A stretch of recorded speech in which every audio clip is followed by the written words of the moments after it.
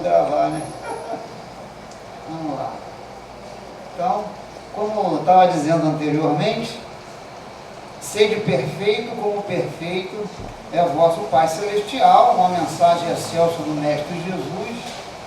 E esse ensinamento me fez refletir sobre, de imediato eu fiz a associação, a reflexão com a questão primeira do Livro dos Espíritos, quando Kardec pergunta aos benfeitores sobre uma questão essencial, que é Deus.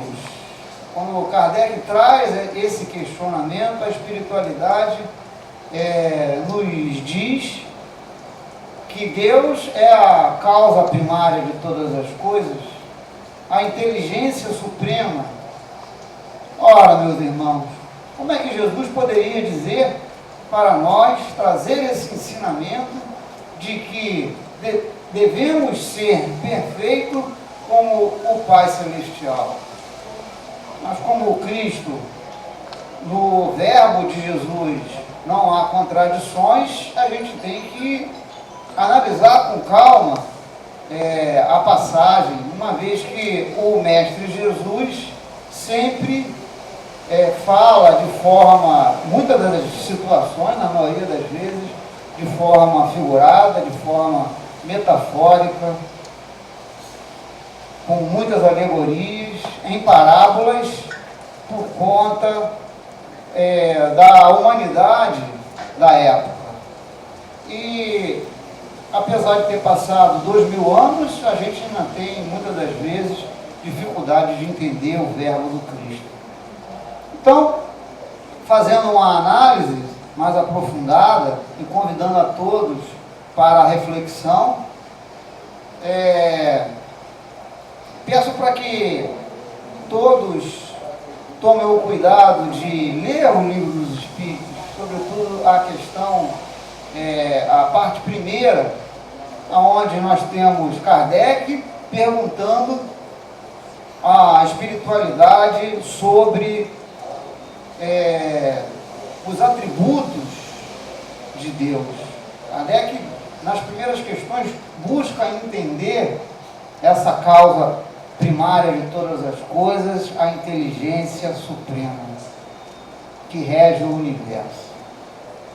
E na questão número 13, Kardec pergunta se pode entender Deus a partir de seus atributos, ou seja, uma criatura eterna, uma criatura única, uma criatura infinitamente boa, soberanamente boa e justa,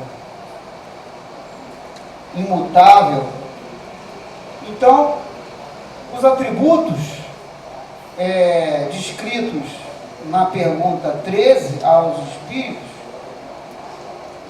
nos ajuda bastante a compreensão, faz consolidar, concretizar a ideia de Deus mais plenamente, mas do ponto de vista dos espíritos ainda é uma acanhada colocação, é uma acanhada definição para o nosso Pai Celestial, o Criador do Universo. Os Espíritos falam isso na resposta, que do ponto de vista humano, do nosso ponto de vista, esses atributos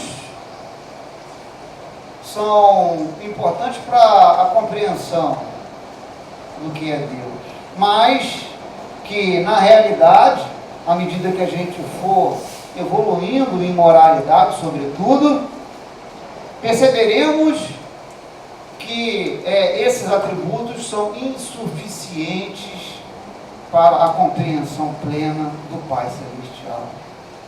Isso nós estamos falando de perfeição. O Cristo falou para que sejamos perfeitos como o nosso Pai Celestial. E na questão 27 do Livro dos Espíritos, Kardec vai perguntar sobre a constituição do universo e a resposta da espiritualidade nos traz a noção da trindade universal, de que o universo é formado por três coisas: pela matéria,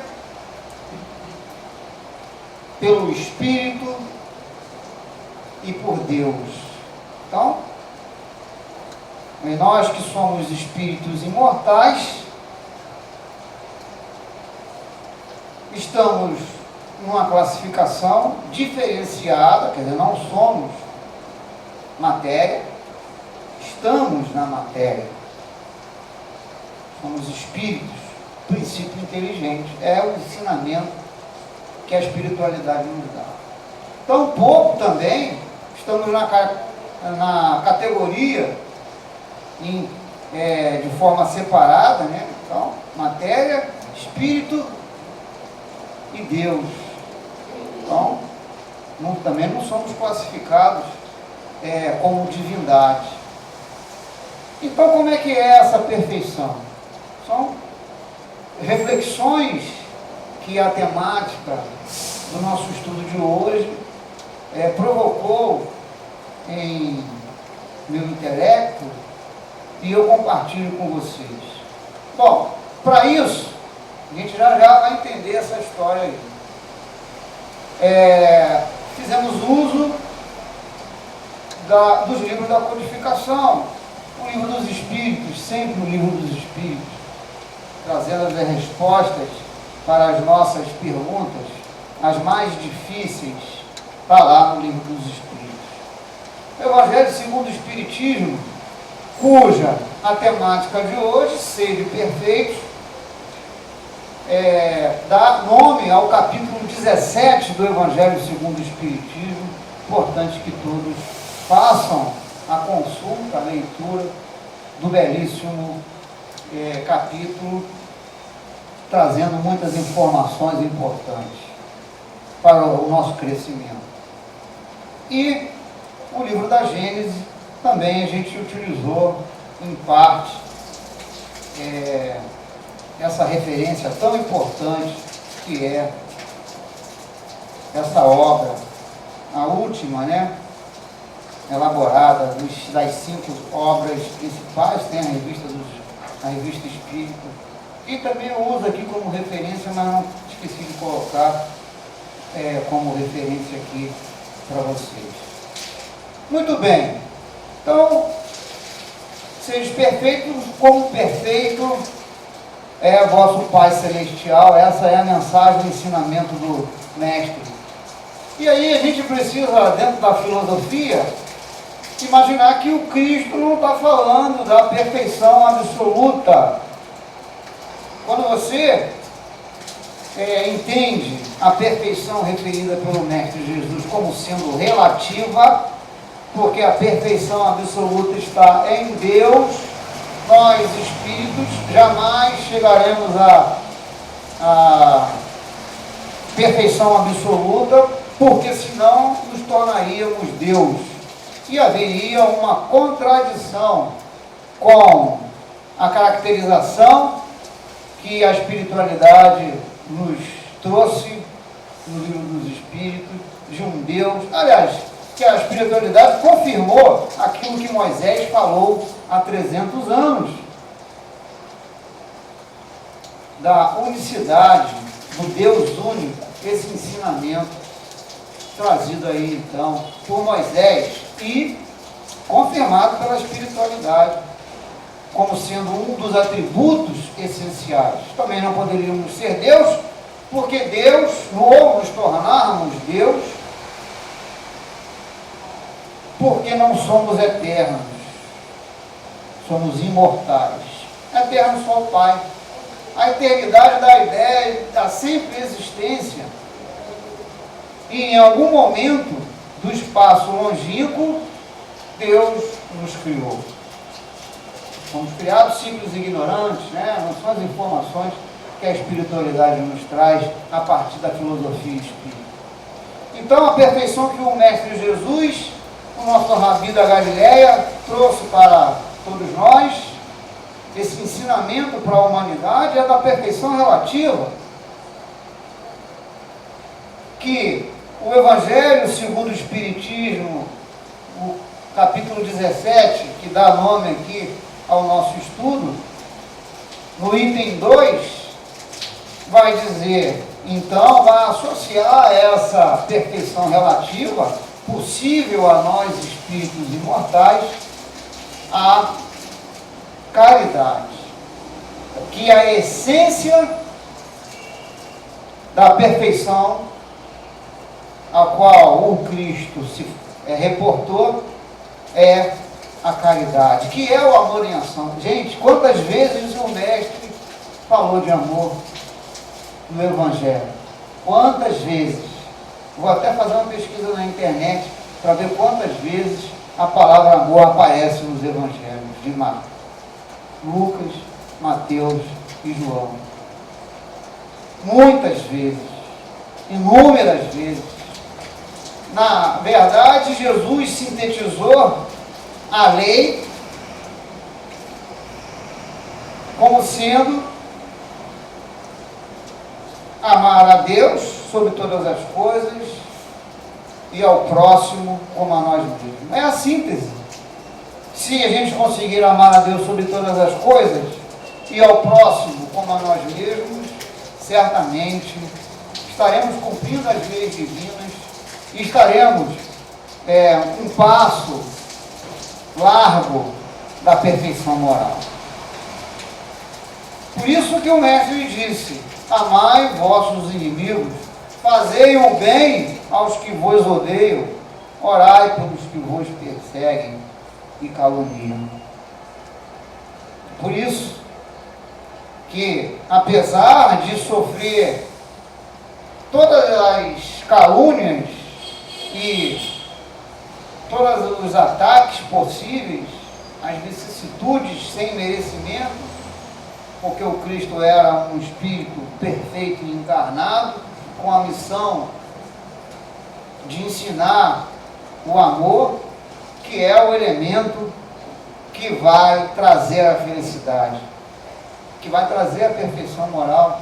E a gente vai estudar aqui que a perfeição moral se associa ao estado de felicidade que todo espírito deseja alcançar. Então, por isso que Jesus, em vários momentos, fala do amor. Traz a doutrina do Cristo, a doutrina cristã, a doutrina do amor. E a caridade é o amor em ação.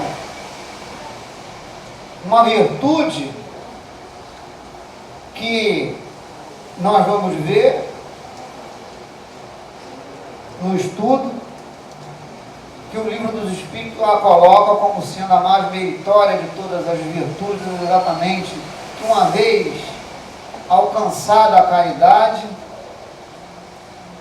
conseguimos alcançar, em consequência do exercício virtuoso da caridade,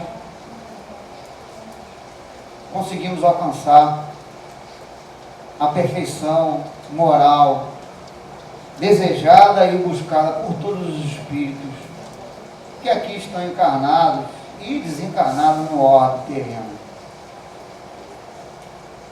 Muito bem, então vamos, já que a perfeição relativa é desejada para atingirmos o estado de felicidade, como então alcançar essa perfeição relativa, a perfeição sobretudo do ponto de vista moral? E aí a filosofia vai nos ajudar. Vamos aqui pensar em conceitos da filosofia em que vai se tornar instrumentos para esse aperfeiçoamento, para esse progresso. Tá? Ora, a perfeição moral, então, ela vai depender das nossas ações, evidente. E as nossas ações, elas se associam à vontade, à nossa vontade. Então, as nossas ações, agir, é cumprir a vontade do Espírito imortal.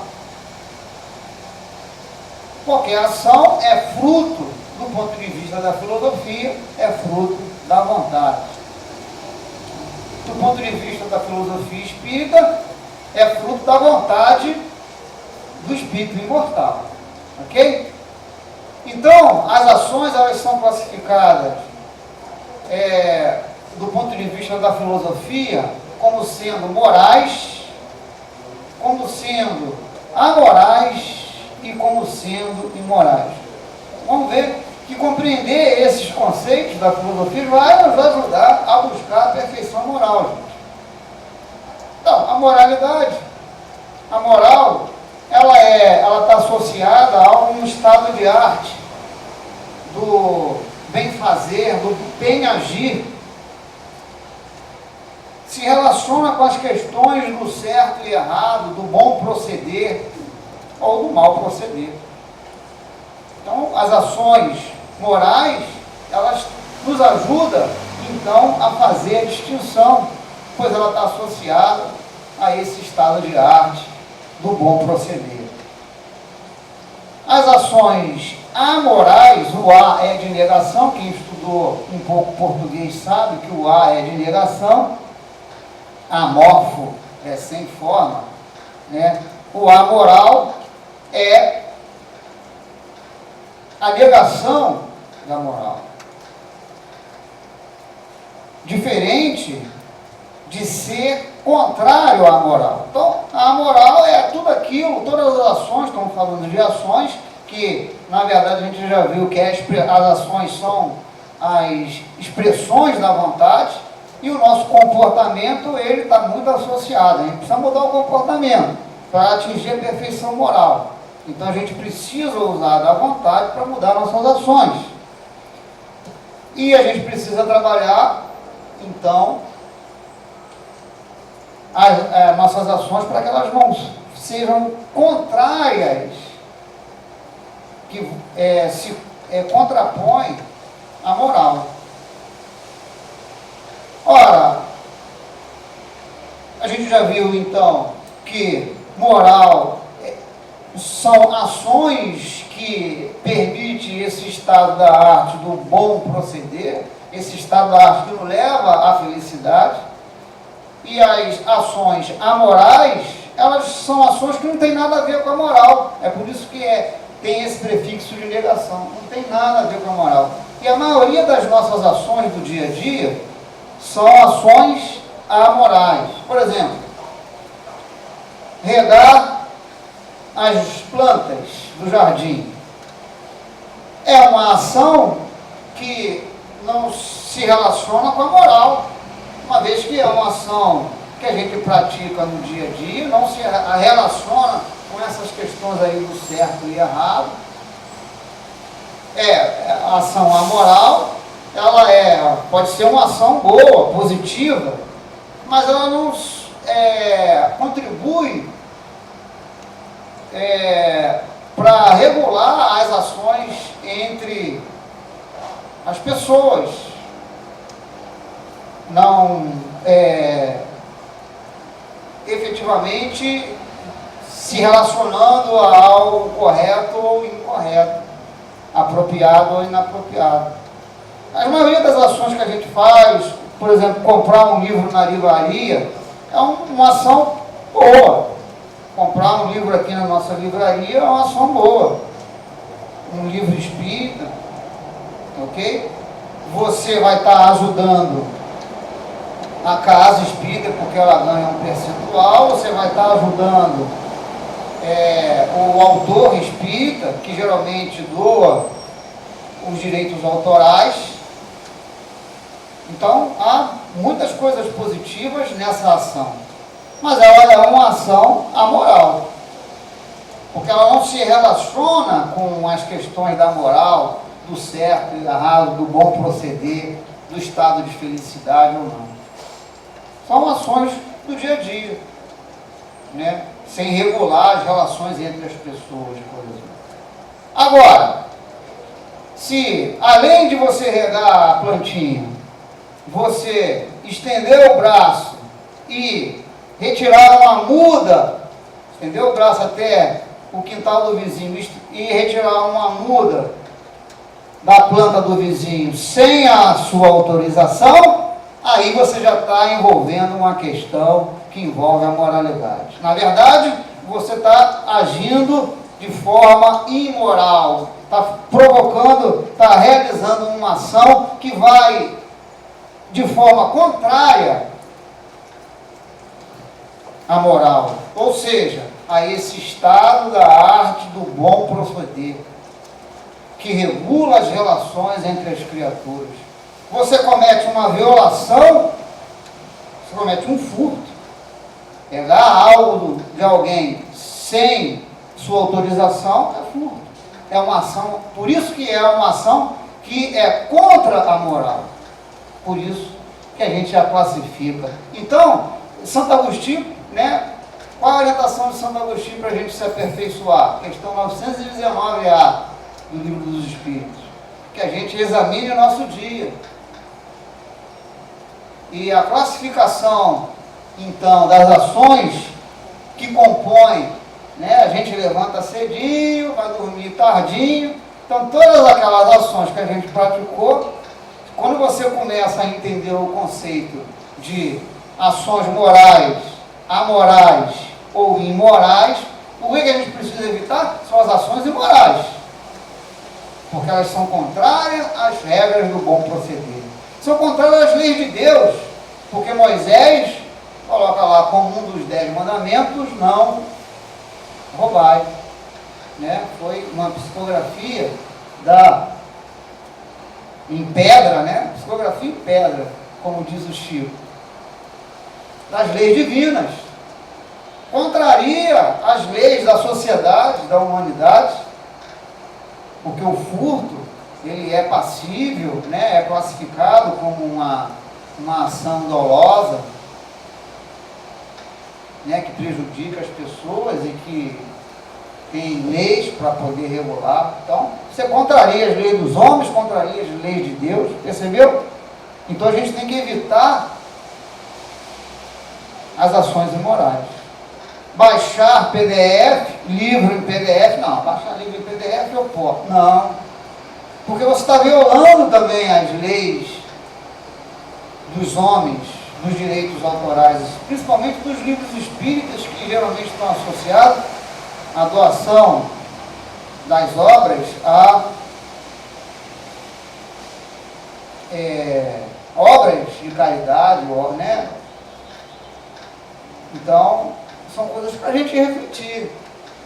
Tirar a cópia de livro.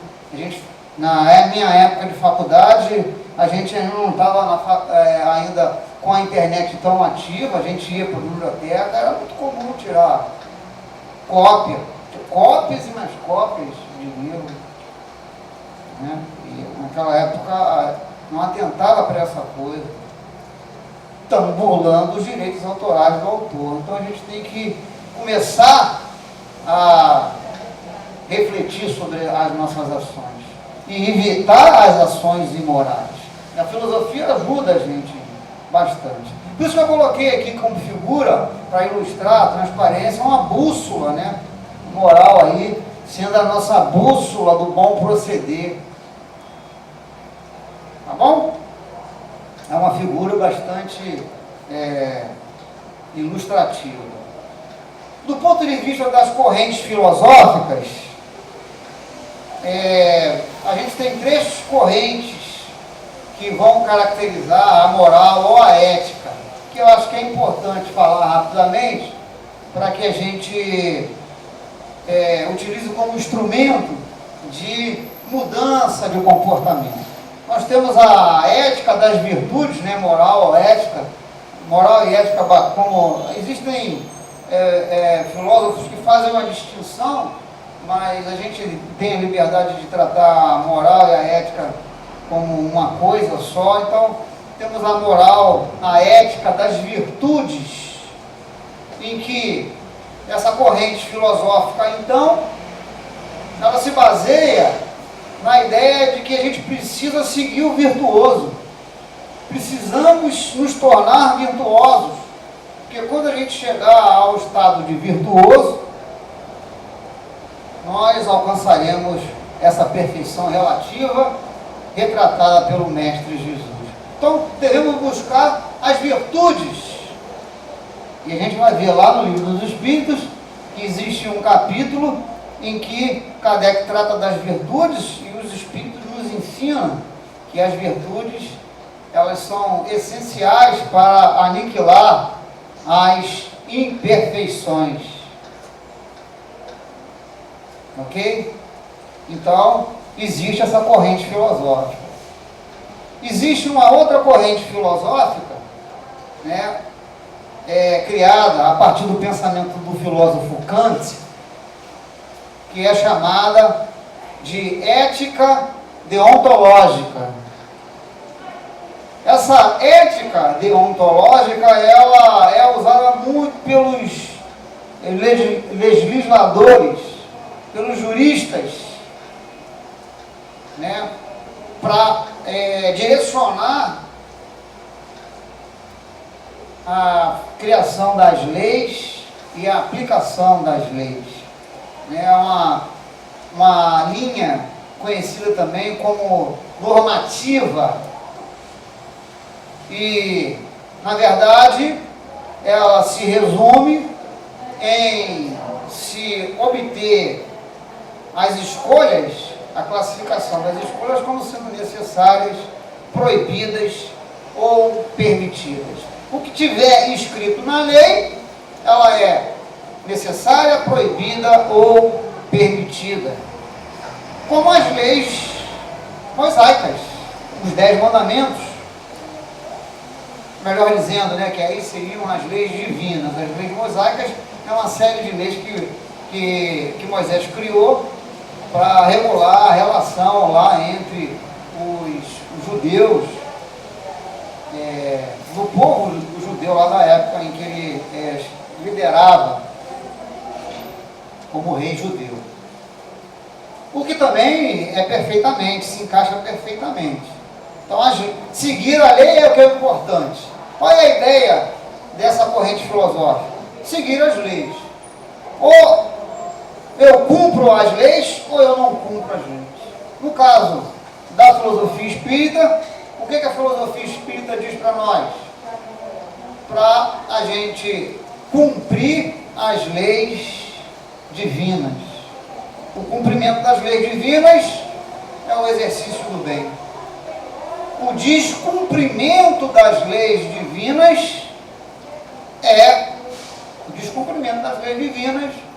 é o exercício do mal proceder. Então, a filosofia espírita, ela se encaixa, ela se adequa muito bem a essa corrente filosófica trazida aí pelo Kant e conhecida como ética deontológica. E a terceira e última das correntes filosóficas que trago para a reflexão é a moral, a ética utilitarista, aonde o que importa é o resultado. Se a ação que eu pratico é uma ação que traz resultado positivo, que traz um estado de felicidade para muitas pessoas, então é uma ação correta.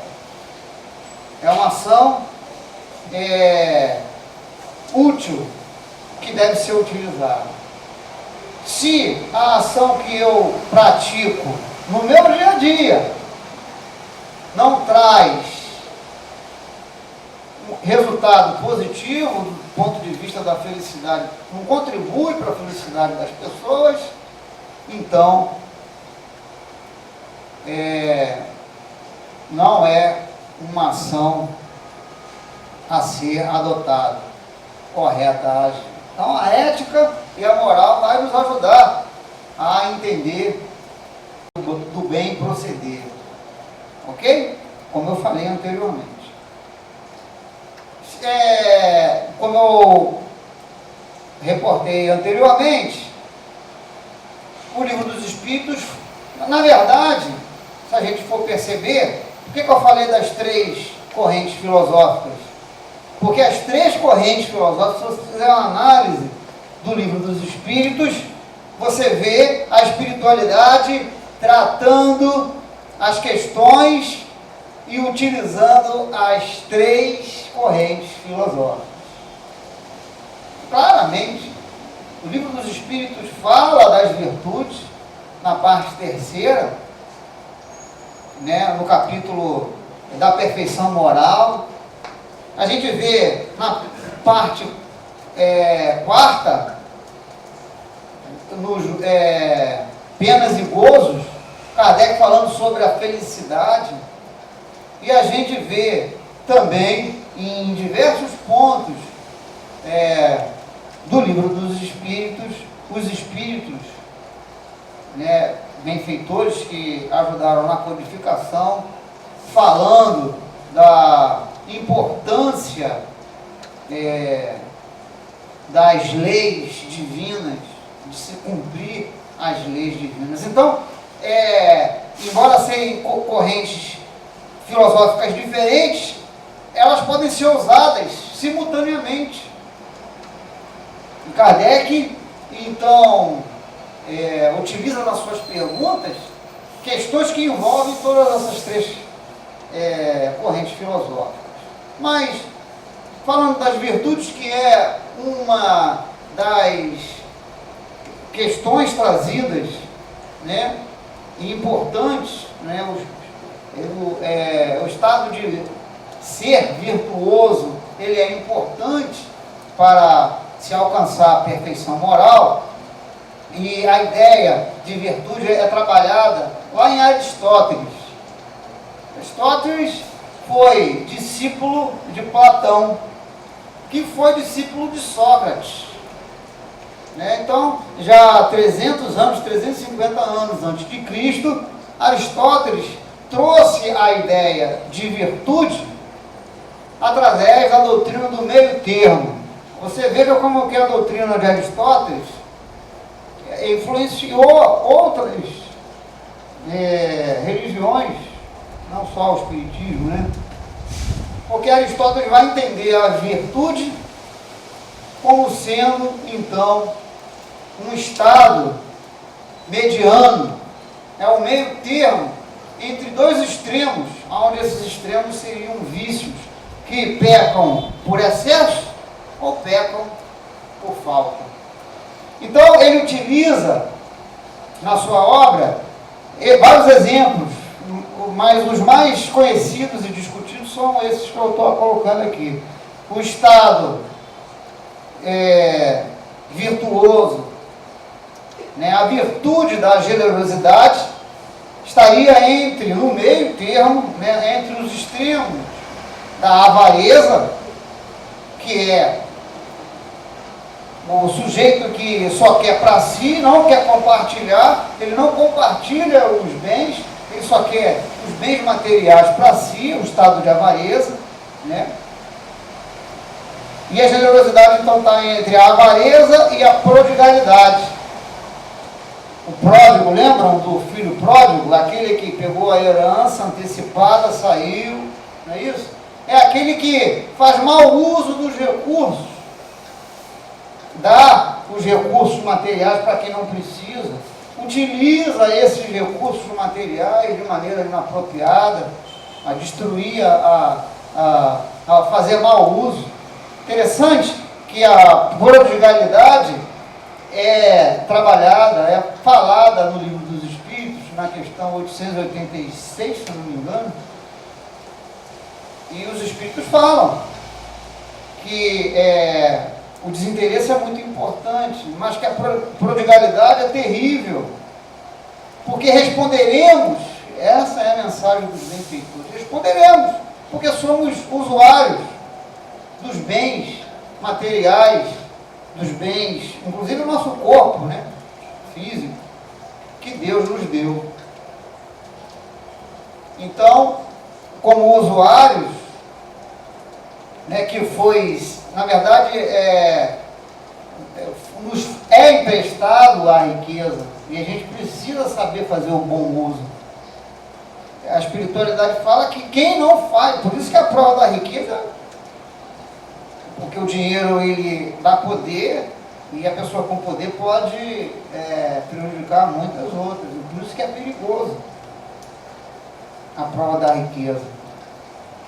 E a prova da beleza ressalta muito a vaidade, que cai em outro vício terrível que é o egoísmo, né?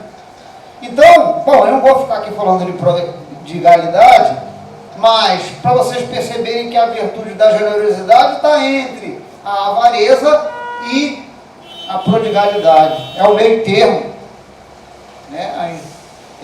Confúcio também usou alguma coisa parecida, influenciando ali aquelas religiões orientais, de que o equilíbrio está no meio. Buda fala isso. Eu não sou conhecedor, mas já ouvi bastante, já ouvi isso.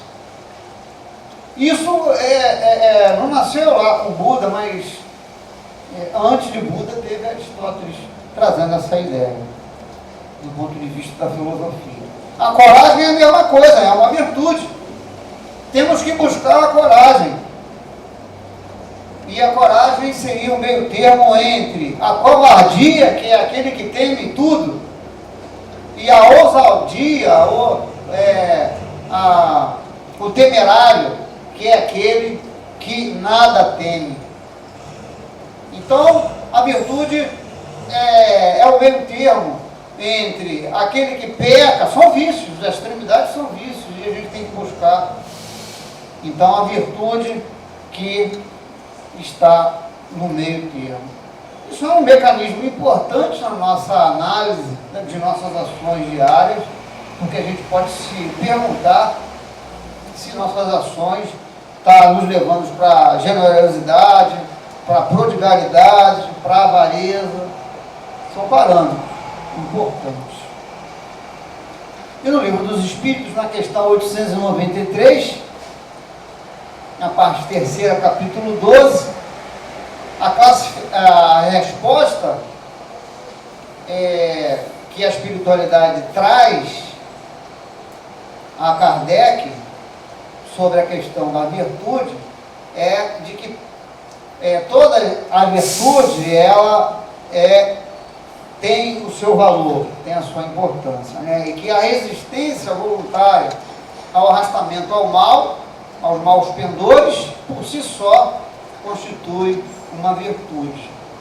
Mas que a mais meritória das virtudes é a mais desinteressada, a mais desinteressada caridade. Tem que fazer caridade desinteressadamente, pois a sublimidade ela está exatamente nesse sacrifício, que é o abandono do interesse pessoal, sem pensamento oculto.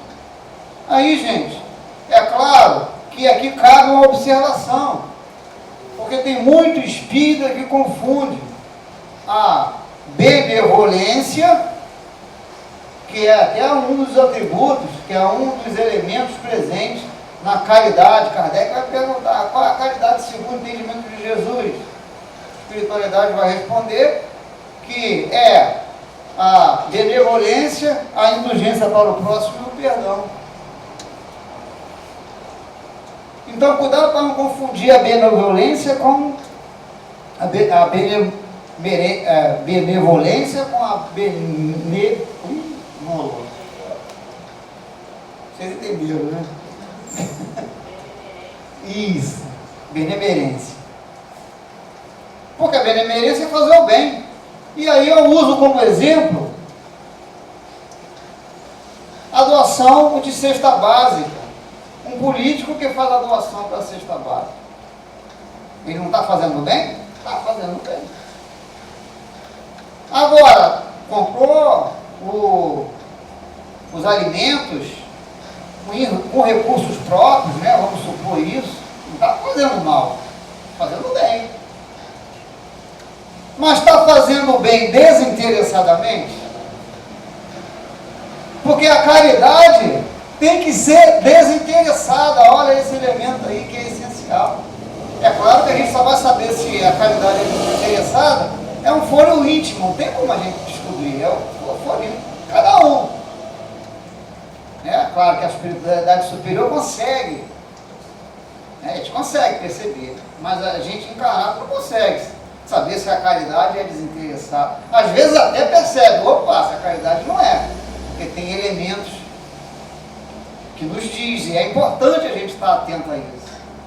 Então, estou fazendo a caridade desinteressada, eu estou dando estou fazendo essa doação de alimentos porque eu quero fazer a caridade, eu quero o bem do próximo, ou porque eu estou pensando na eleição, no dia 15?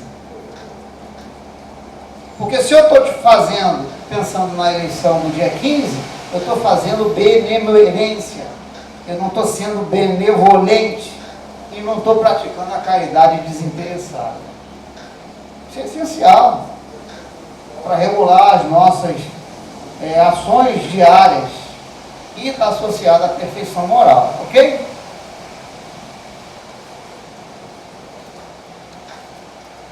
Ora, o egoísmo, ele é um vício muito trabalhado na codificação, porque a espiritualidade vai dizer que é um vício terrível que corrompe a sociedade, destrói a sociedade.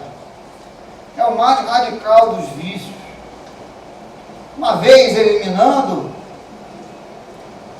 esse vício, você elimina todos os outros. Olha só como é forte o egoísmo.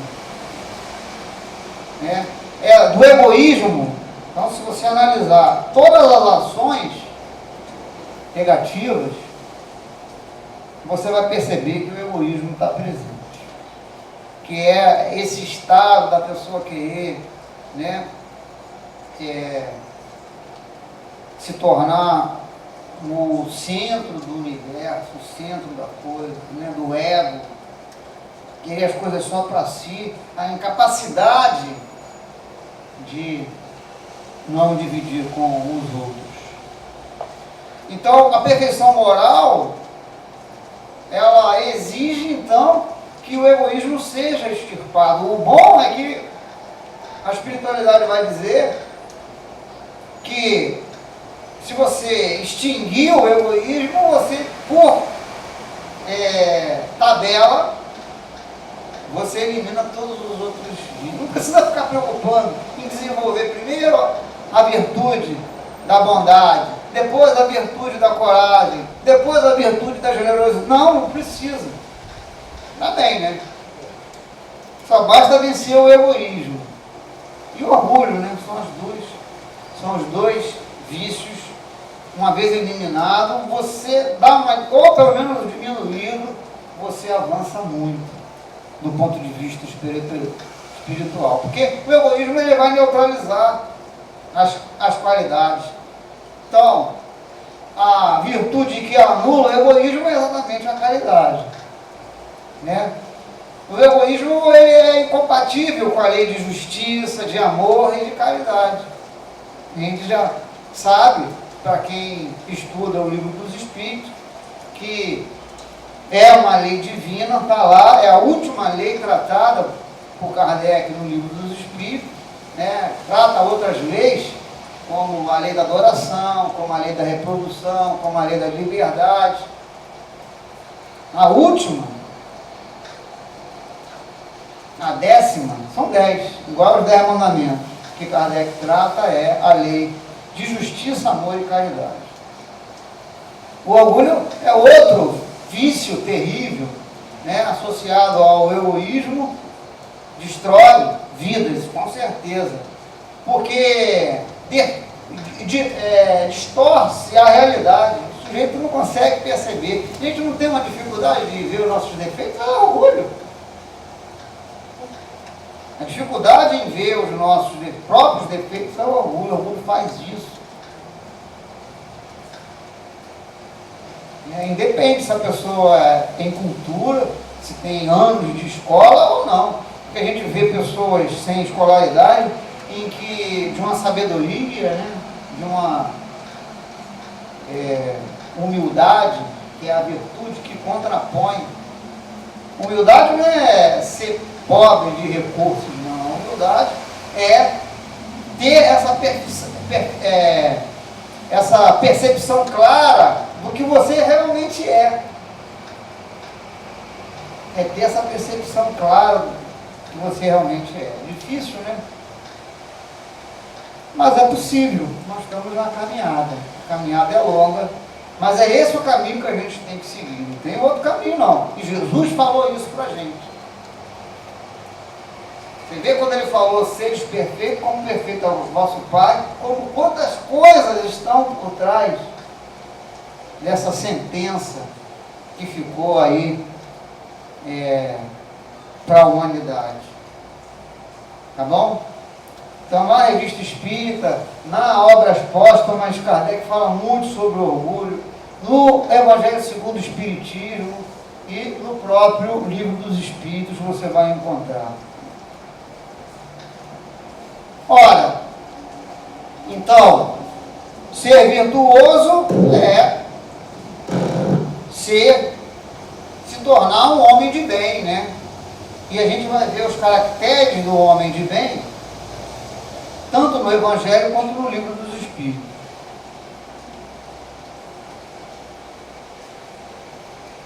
São muitos os caracteres. Aqui eu listei alguns, né? Ter uma disposição firme e constante para a prática do bem, ter uma resistência voluntária ao arrastamento das más tendências, ter a prática da caridade desinteressada, abnegação e devotamento.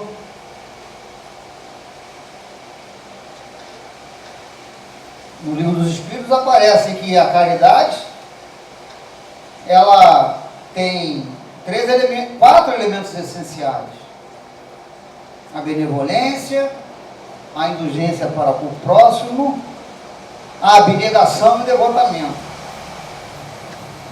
Tá bom? Retribuir o mal com o bem, isso é ensinamento do Mestre Jesus.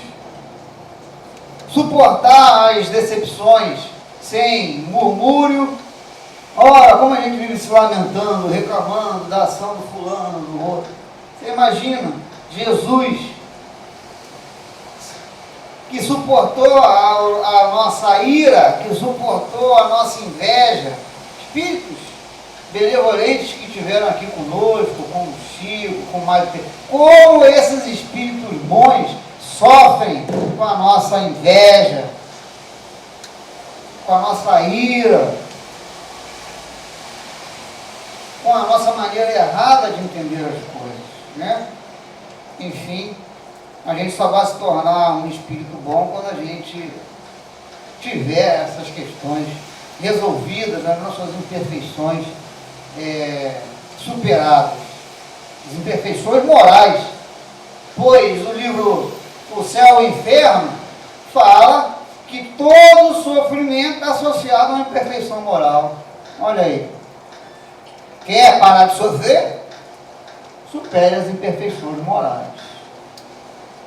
E muita gente sabe, eu já estou seguindo já para o encerramento, tem mais outros slides, mas eu já vou pular para o final, só para fechar. Muita gente tem dificuldade de entender o objetivo da encarnação, tem dificuldade de entender a sua estada aqui na Terra, as dificuldades que está passando, né? E a questão 132 do Livro dos Espíritos vai esclarecer sobre esses objetivos. Então, se você não sabe o que você veio fazer aqui, uma coisa eu tenho certeza que você veio vivenciar essas experiências no corpo de carne. Uma coisa eu tenho certeza para te dizer, de que você está nesse corpo de carne, nessas experiências, convivendo com essas pessoas que você precisa conviver, com a família difícil, com o chefe que te persegue, com as dificuldades da vida, porque você é um espírito imperfeito e precisa evoluir.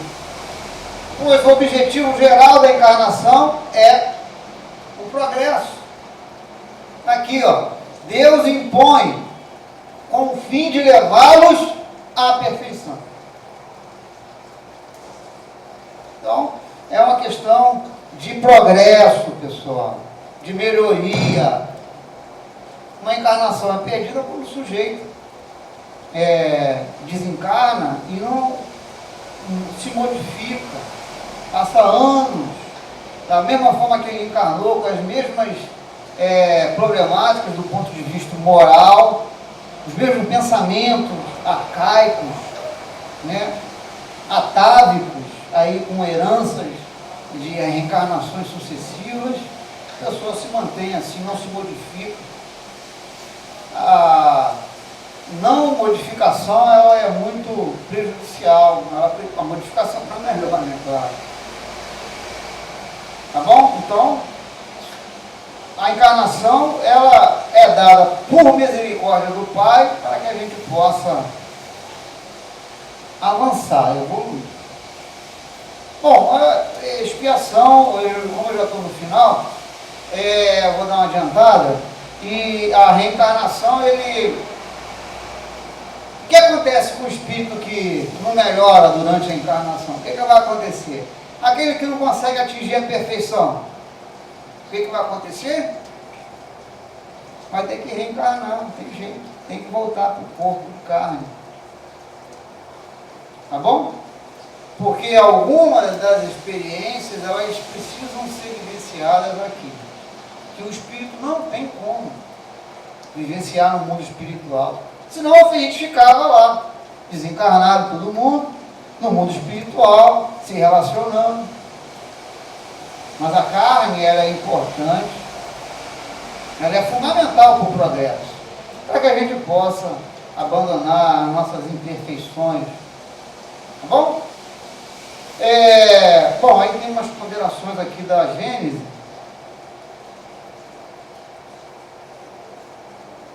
Bom, uma vez chegado ao estado culminante de progresso, né, você efetivamente alcança a suprema felicidade. Esse estado de felicidade está, evidentemente, nos mundos felizes, né? O espírito, quando chega nesse estado, está no mundo felizes, é convocado para trabalhar aí com tarefas mais nobres, né? E talvez, certamente, né, a participar aí dos conselhos que ajudam a Deus a organizar o universo do jeito que é, tá? Só para dizer para vocês que a nossa caminhada é bem longa. Isso está lá na Gênesis, no item 28, do capítulo São Chegados os Tempos. Bom, tem uma poesia espírita aqui.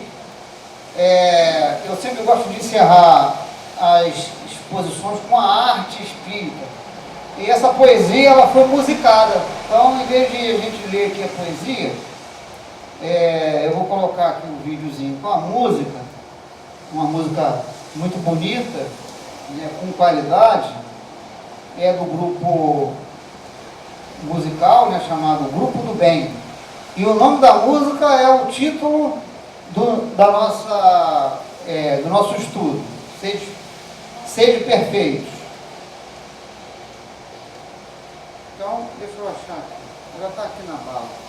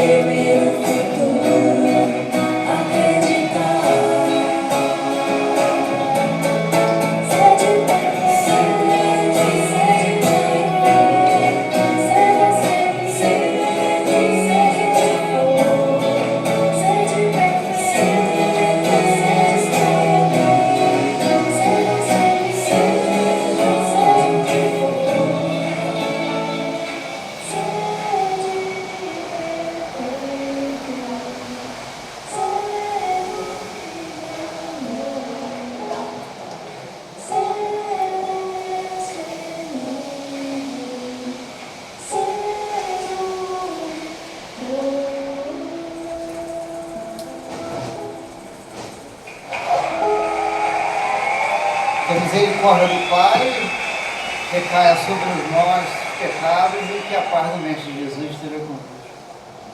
Vamos com Deus, meus irmãos.